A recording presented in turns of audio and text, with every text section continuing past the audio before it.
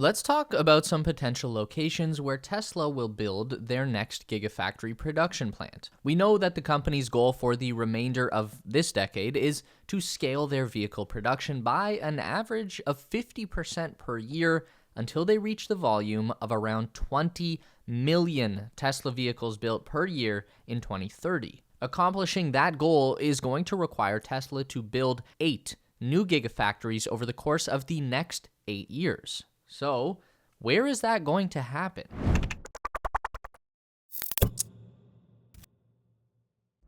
The hot new rumor going around is that Tesla will make their next big move in South Korea. We know that Elon Musk recently had a private virtual meeting with the president of South Korea, Yoon Suk-yeol. The two were originally scheduled to meet in person at the B20 summit in Bali a few weeks ago, but Elon had to stay home and babysit Twitter. So this connection has been in the works for some time. According to details released by the Office of the President, he and Elon talked about Tesla's potential for new investments in South Korea. In particular, Elon talked about his desire to build a second Gigafactory location on the Asian continent, saying that he considers South Korea to be a top candidate for investment. Elon also expressed that Tesla would be willing to help out with electric vehicle infrastructure around the country by putting money into more charging stations. And there is a lot that South Korea has to offer for Tesla. LG Energy is a major Tesla battery supplier headquartered in South Korea. They supply all of the 2170 battery cells for the Model 3 and Model Y long-range and performance vehicles built at Giga Shanghai. LG Energy also has committed over $450 million to build their own production line for Tesla's new 4680 battery cell. So, Tesla already has a local source for battery cells secured. That's a huge plus. We have also seen a very healthy EV industry take hold in South Korea. The country is home to one of the world's largest automakers, Hyundai, and their subsidiary company, Kia, both of which have been producing some really great electric cars over the past couple of years. Elon reportedly told the president that Tesla would be looking to expand their supply chain with South Korean companies and take advantage of more EV components that are produced in the country. For his part, President Yoon offered that South Korea's government would work actively to improve any regulations that may cause difficulties for foreign investors doing business in Korea. Yoon told reporters, if Tesla, SpaceX, or other companies are considering more investment in South Korea, including constructing a Gigafactory, the government will do our best to support the investment. We are preparing a tailored approach to grant some advantages to these specified companies. A supportive government is always great to see, and obviously having local access to a major battery supplier would be an advantage for Tesla. A Gigafactory location in South Korea would also help the company to diversify their global export business away from being solely reliant on Giga Shanghai. But South Korea is still very close to Shanghai, so it would be pretty easy to share components and supplies between the two locations. We still have very strong indications that Tesla will set up a Gigafactory location in Canada, either in the province of Ontario or Quebec.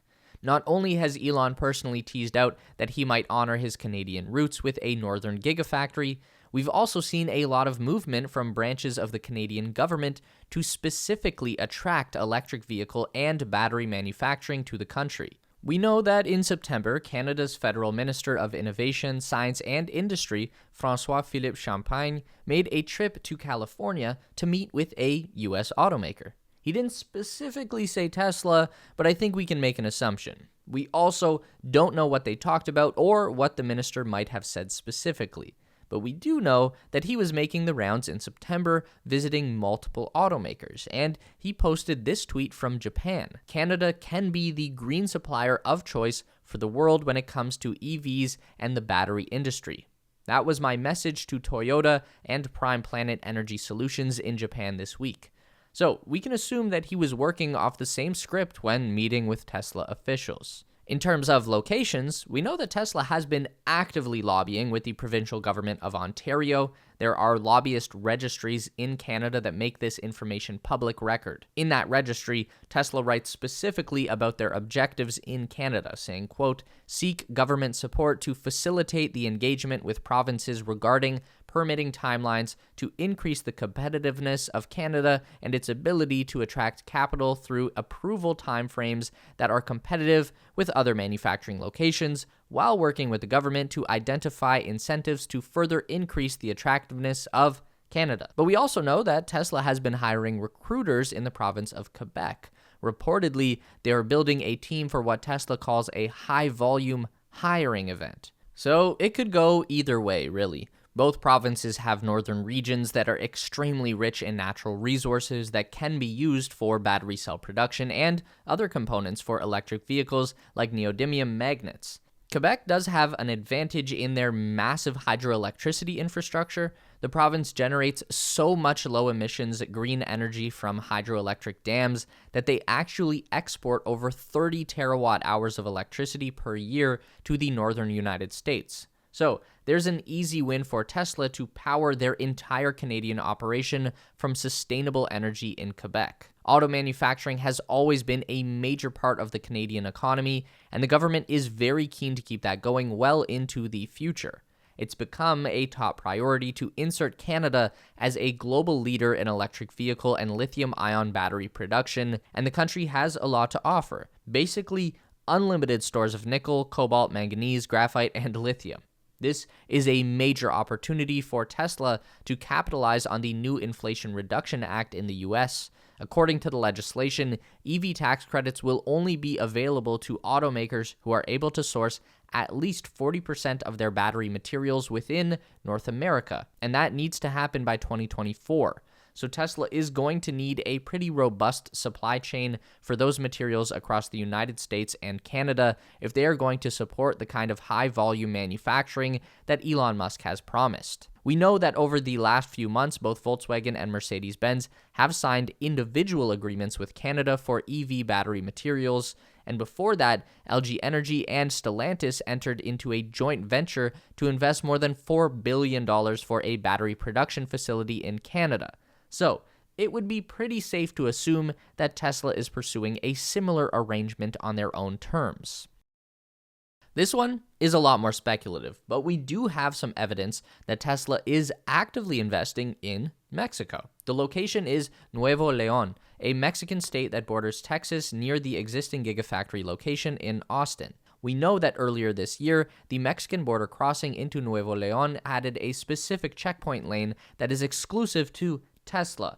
Not Tesla vehicles, but Tesla business activities. The company struck a deal with the Mexican officials to have the dedicated lane allow suppliers to move faster across the border. The economy minister of Nuevo León, Iván Rivas, told reporters that the dedicated crossing lane was an incentive awarded to Tesla by the Mexican state. He said, "What we want is a crossing that's much more expedited and efficient, and maybe there will be a lane for other companies in the future like there is for Tesla." The capital of Nuevo León is a city called Monterrey. It's an industrial town that is home to millions of people and several automotive suppliers, many of whom are already currently used by Tesla for their North American production. So that brings us to the idea that Tesla might be interested in setting up their own factory. Again, closer proximity to suppliers is always a plus. We know that labor prices are significantly cheaper in Mexico, and Mexico is still a part of North America. So any battery cell manufacturing or resource processing that Tesla does in Mexico will qualify under the Inflation Reduction Act. It was reported in October that Elon Musk met personally with Nuevo León Governor Samuel Garcia, along with Ken Salazar, the U.S. ambassador to Mexico. According to sources, Tesla is interested in Santa Catarina, a municipality just outside of Monterrey, where many automotive companies, especially Tier 1 and Tier 2 suppliers, are located. Monterrey is only about a 7-hour drive from Tesla headquarters in Austin, so there is definitely an opportunity there. We're expecting to hear some kind of an announcement by Elon before the end of this year about the location of the next Gigafactory. I don't know if it would be at a formal corporate event, or maybe he'll just write it on Twitter one day, you never know.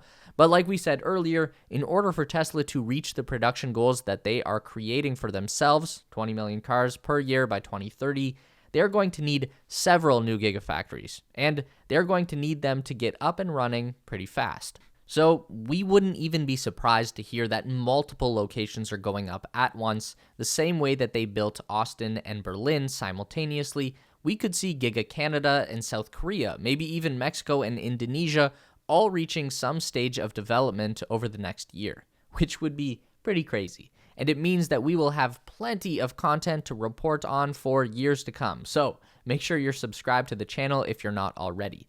Drop your theories in the comments below. Which location do you think will happen first? And are there any potential candidates for gigafactories that we haven't mentioned yet? Don't forget to give this video a thumbs up today if you liked it. That is so important for getting our content out to more people. If you enjoy the content, then you'd probably also enjoy our weekly newsletter, so sign up with the link down below at theteslaspace.com. A huge thank you to all of our Patreon supporters who are listed on the screen now. You help us make the best content we can, and we really appreciate it. Thanks for watching, and we'll see you in the next one.